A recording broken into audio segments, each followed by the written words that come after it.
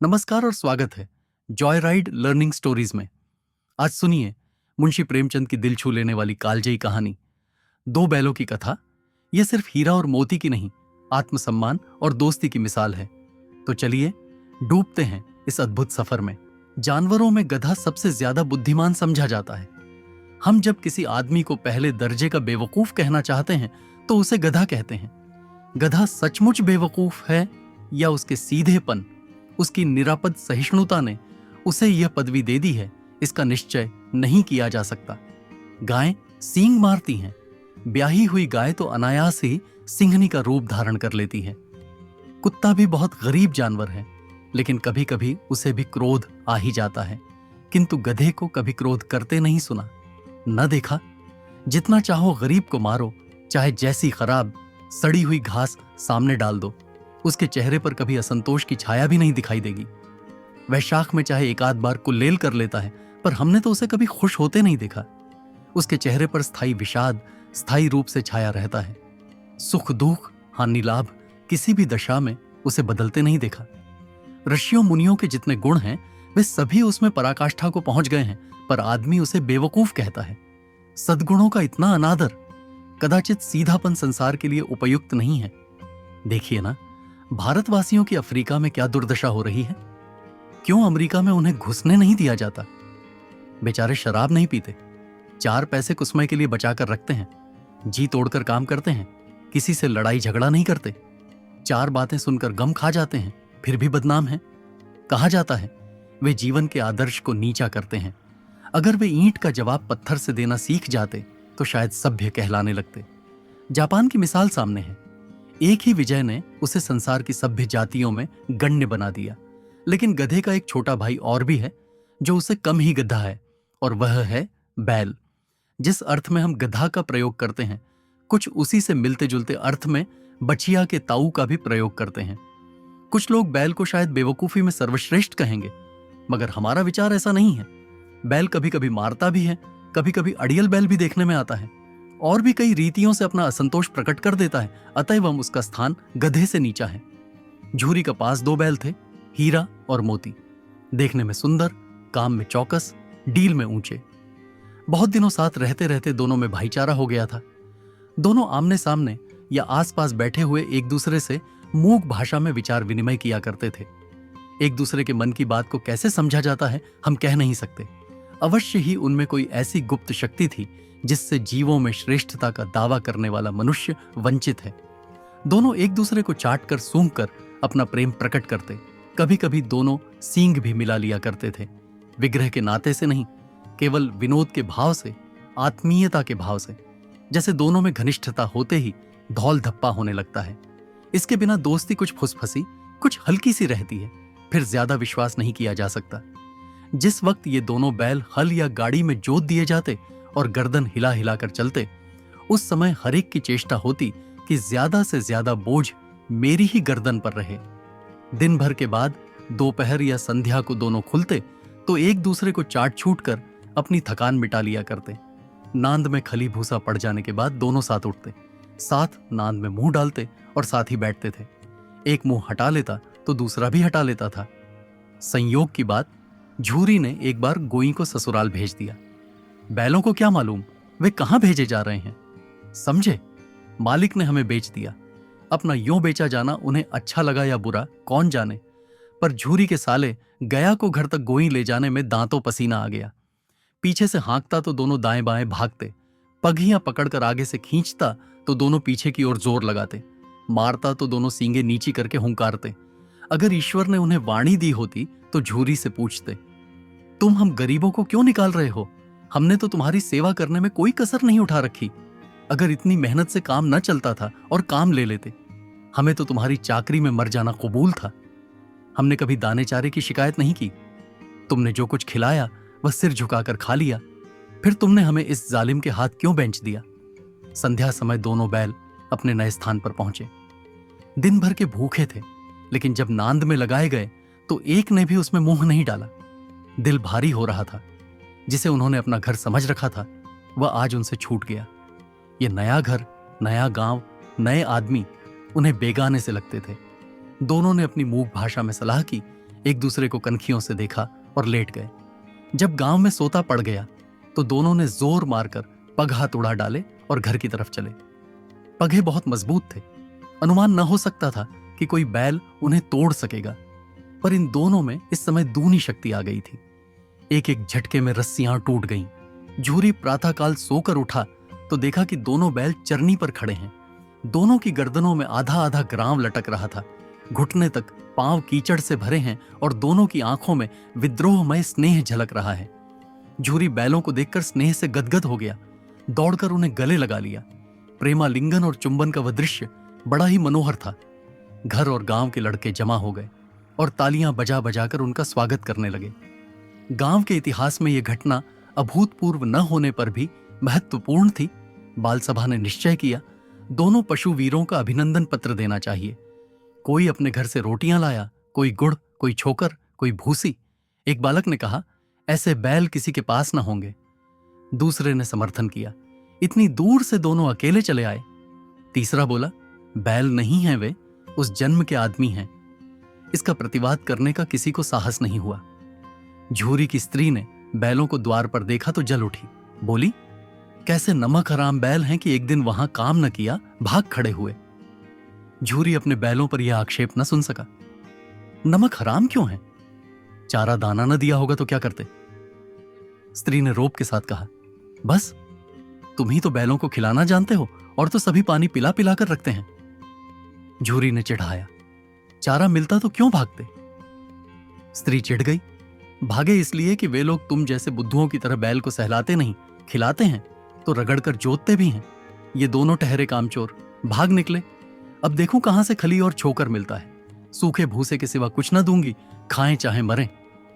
वही हुआ। मजूर की बड़ी ताकीद की गई कि बैलों को खाली सूखा भूसा दिया जाए। बैलों ने नांद में मुंह डाला तो फीका फीका, न कोई चिकनाहट न कोई रस। क्या खाएं? आशा भरी आंखों से द्वार की ओर ताकने लगे। झूरी ने मजूर से कहा, थोड़ी सी खली क्यों नहीं डाल देता बे? मालकिन मुझे मार ही डालेंगी। चुरा कर डाला ना दादा, पीछे से तुम भी उन्हीं किसी कहोगे। दूसरे दिन झूरी का साला फिर आया और बैलों को ले चला। अब कि उसने दोनों को गाड़ी में जोता। 2-4 बार मोती ने गाड़ी को खाई में गिराना चाहा, पर हीरा ने संभाल लिया। वह ज्यादा सहनशील था। संध्या समय घर पहुंचकर उसने दोनों को मोटी रस्सियों से बांधा और कल की शरारत का मजा चखाया। फिर वहीं सूखा भूसा डाल दिया। अपने दोनों बालों को खली छूनी सब कुछ दी। दोनों बैलों का ऐसा अपमान कभी न हुआ था। झूरी ने इन्हें फूल की छड़ी से भी छूता था। उसकी टिटकार पर दोनों उड़ने लगते थे। यहां मार पड़ी। आहत सम्मान की व्यथा तो थी ही, उस पर मिला सूखा भूसा। नांद की तरफ आंखें तक न उठाईं। दूसरे दिन गया ने बैलों को हल में जोता, पर इन दोनों ने जैसे पांव न उठाने की कसम खा ली थी। वह मारते मारते थक गया, पर दोनों ने पांव न उठाया। एक बार जब उस निर्दयी ने हीरा की नाक पर खूब डंडे जमाए तो मोती को गुस्सा काबू से बाहर हो गया। हल लेकर भागा। हल, रस्सी, जुआ, जोत सब टूट टाट कर बराबर हो गया। गले में बड़ी बड़ी रस्सियां न होती तो दोनों पकड़ाई में न आते। हीरा ने मूक भाषा में कहा, भागना व्यर्थ है। मोती ने उत्तर दिया, तुम्हारी तो इसने जान ही ले ली थी, अब की बड़ी मार पड़ेगी।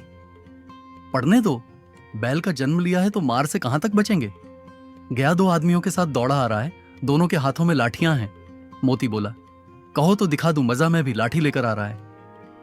हीरा ने समझाया, नहीं भाई, खड़े हो जाओ, मुझे मारेगा तो मैं 1-2 को गिरा दूंगा। नहीं, हमारी जाति का यह धर्म नहीं है। मोती दिल में ऐंठ कर रह गया। गया आ पहुंचा और दोनों को पकड़कर ले चला। कुशल हुई कि उसने इस वक्त मारपीट न की, नहीं तो मोती पलट पड़ता। उसके तेवर देख गया और उसके सहायक समझ गए कि इस वक्त टाल जाना ही भलमनसाहत है। आज दोनों के सामने फिर वही सूखा भूसा लाया गया। दोनों चुपचाप खड़े रहे। घर में लोग भोजन करने लगे। उस वक्त छोटी सी लड़की 2 रोटियां लिए निकली और दोनों के मुंह में देकर चली गई। उस एक रोटी से इनकी भूख तो क्या शांत होती, पर दोनों के हृदय को मानो भोजन मिल गया। यहां भी किसी सज्जन का वास है। लड़की भैरों की थी, उसकी मां मर चुकी थी। सौतेली मां उसे मारती रहती थी, इसलिए इन बैलों से एक प्रकार की आत्मीयता हो गई थी। दोनों दिन भर जाते, डंडे खाते, अड़ते, शाम को थान पर बांध दिए जाते और रात को वहीं बालिका उन्हें 2 रोटियां खिला जाती। प्रेम के इस प्रसाद की यह बरकत थी कि 2-2 गाल सूखा भूसा खाकर भी दोनों दुर्बल न होते थे। मगर दोनों की आंखों में रोम रोम में विद्रोह भरा हुआ था। एक दिन मोती ने मूक भाषा में कहा, अब तो नहीं सहा जाता हीरा, क्या करना चाहते हो? एक आध को सींगों पर उठाकर फेंक दूंगा, लेकिन जानते हो वह प्यारी लड़की जो हमें रोटियां खिलाती है उसी की लड़की है, जो इस घर का मालिक है। यह बेचारी अनाथ हो जाएगी। तो मालकिन को फेंक दूं? वही तो इस लड़की को मारती है। लेकिन औरत जात पर सींग चलाना मना है, ये भूल जाते हो। तुम तो किसी तरह निकलने ही नहीं देते। बताओ, तोड़ाकर भाग चलें।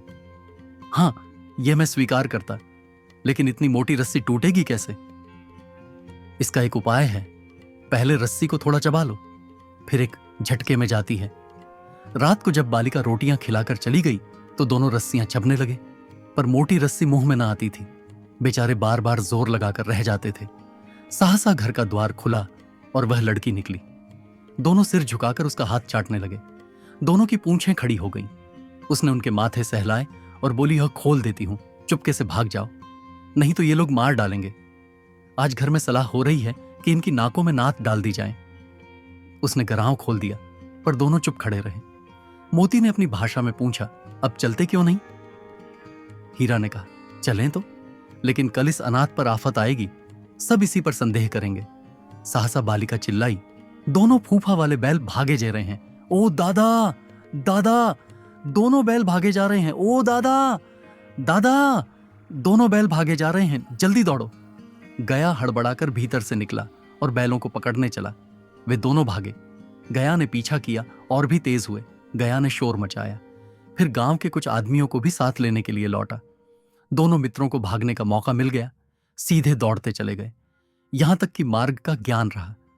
जिस परिचित मार्ग से आए थे उसका यहां पता न था। नए नए गांव मिलने लगे।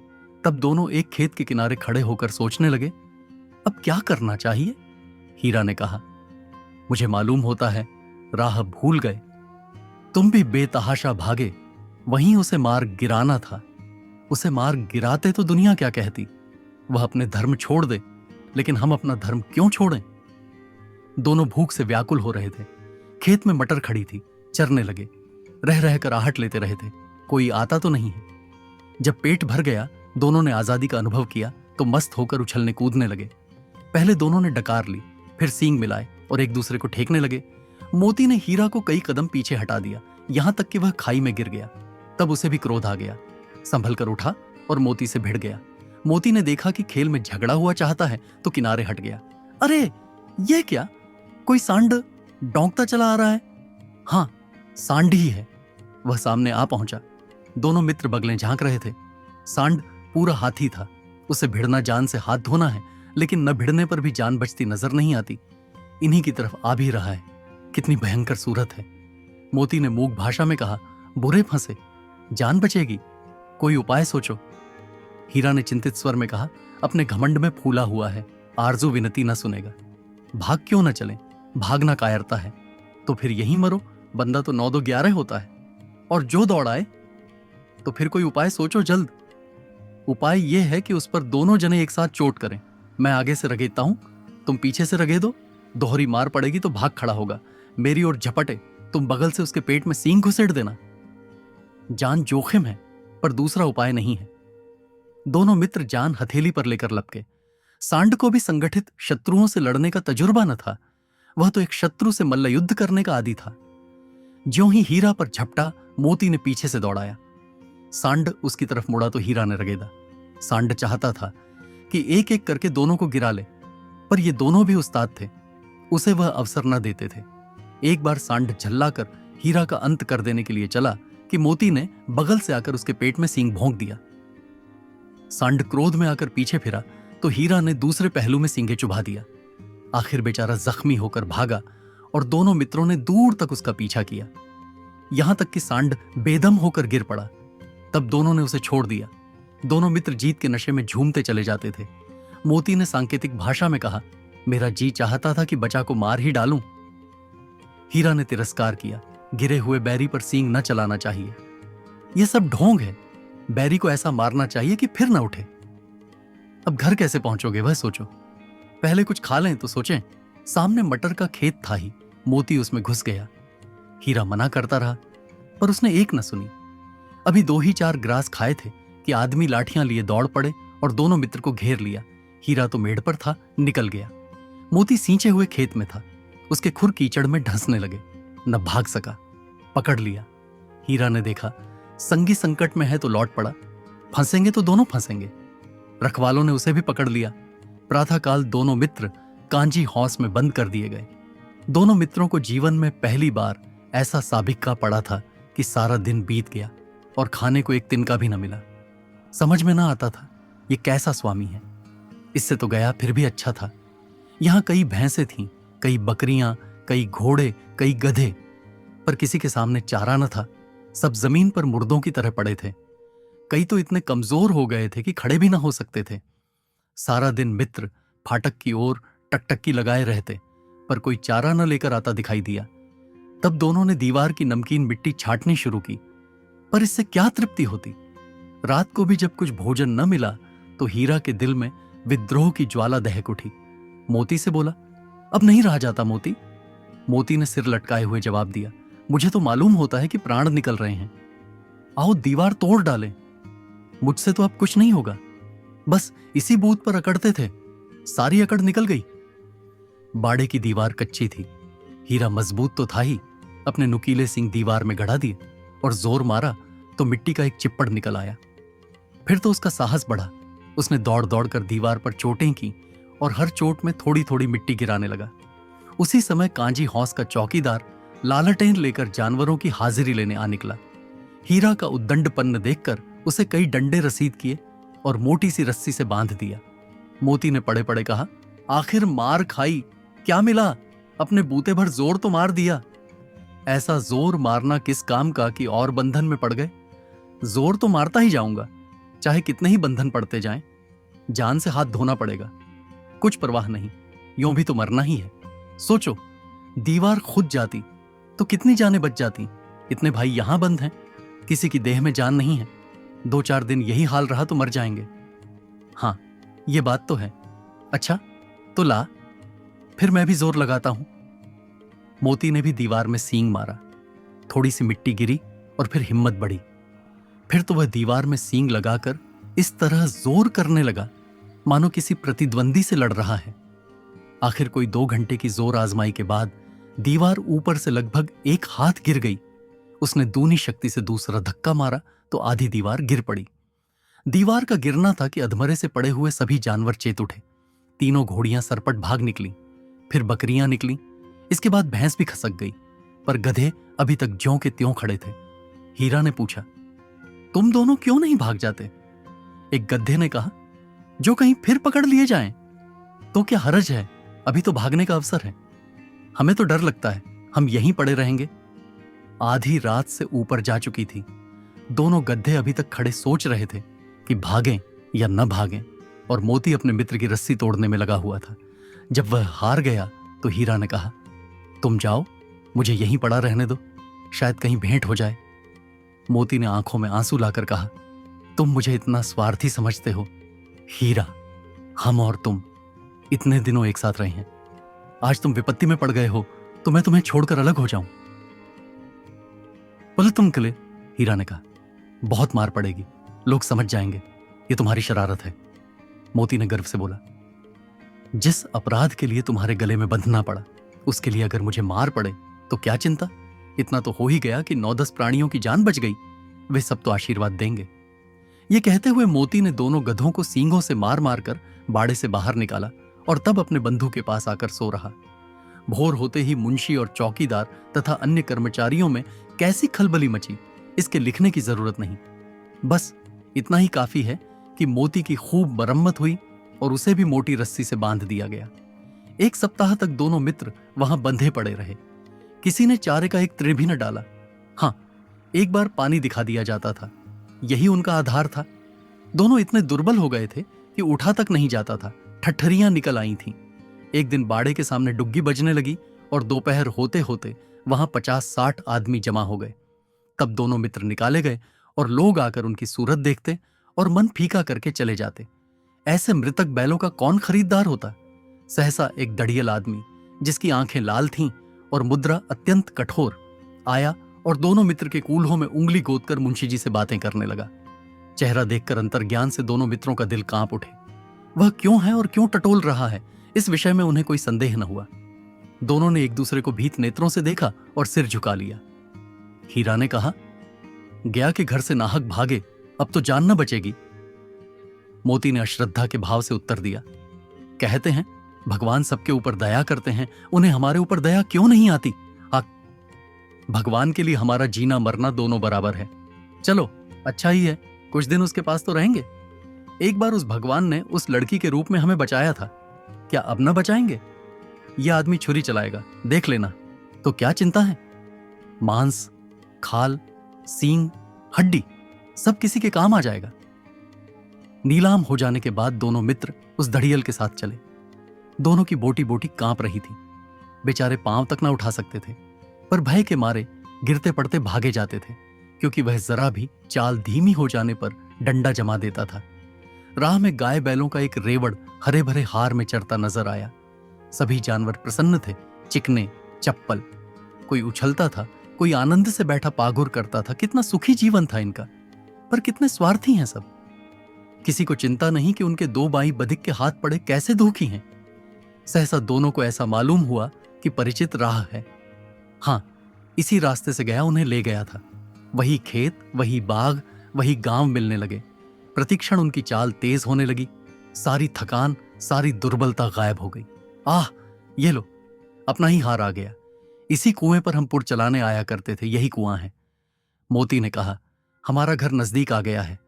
हीरा बोला, भगवान की दया है। मैं तो अब घर भागता हूं। यह जाने देगा, इसे मैं मार गिराता हूं।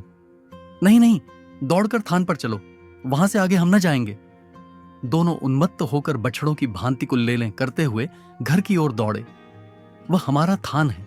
दोनों दौड़कर अपने थान पर आए और खड़े हो गए। दड़ियल भी पीछे पीछे दौड़ा चला आता था। झूरी द्वार पर बैठा धूप खा रहा था। बैलों को देखते ही दौड़ा और उन्हें बारी बारी से गले लगाने लगा। मित्रों की आंखों से आनंद के आंसू बहने लगे। एक झूरी का हाथ चाट रहा था। दड़ियल ने जाकर बैलों की रस्सियां पकड़ ली। झूरी ने कहा, मेरे बैल हैं। तुम्हारे बैल कैसे हैं? मैं मवेशी खाने से नीलाम लिए आता हूं। मैं तो समझता हूं चुराए लिए जाते हो। चुपके से चले जाओ, मेरे बैल हैं। मैं बेचूंगा तो बिकेंगे। किसी को मेरे बैल नीलाम करने का क्या अख्तियार है? जाकर थाने में रपट कर दूंगा। मेरे बैल हैं, इसका सबूत यह है कि मेरे द्वार पर खड़े हैं। दड़ियल झल्लाकर बैलों को जबरदस्ती पकड़ ले जाने के लिए बढ़ा। उसी वक्त मोती ने सींग चलाया। दड़ियल पीछे हटा। मोती ने पीछा किया। दड़ियल भागा। मोती पीछे दौड़ा। गांव के बाहर निकल जाने पर वह रुका, पर खड़ा दड़ियल का रास्ता वह देख रहा था। दड़ियल दूर खड़ा धमकियां दे रहा था, गालियां निकाल रहा था, पत्थर फेंक रहा था, और मोती विजयी शूर की भांति उसका रास्ता रोके खड़ा था। गांव के लोग यह तमाशा देखते थे और हंसते थे। जब दड़ियल हार कर चला गया तो मोती अकड़ता हुआ लौटा। हीरा ने कहा, मैं तो डर गया था कि कहीं तुम गुस्से में आकर मार न बैठो। अब ना आएगा, आएगा तो दूर से ही खबर लूंगा। देखूं कैसे ले जाता है। जो गोली मरवा दे, मर जाऊंगा, पर उसके काम ना आऊंगा। हमारी जान को कोई जान ही नहीं समझता, इसलिए कि हम इतने सीधे हैं। जरा देर में नांदों में खली भूसा, चोकर और दाना भर दिया गया और दोनों मित्र खाने लगे। झूरी खड़ा दोनों को सहला रहा था। वह उनसे लिपट गया। झूरी की पत्नी भी भीतर से दौड़ी दौड़ी आई। उसने ने आकर दोनों बैलों के माथे चूम लिए। अगर आपको यह कहानी पसंद आई हो तो वीडियो को लाइक करें और चैनल को सब्सक्राइब करना न भूलें। धन्यवाद।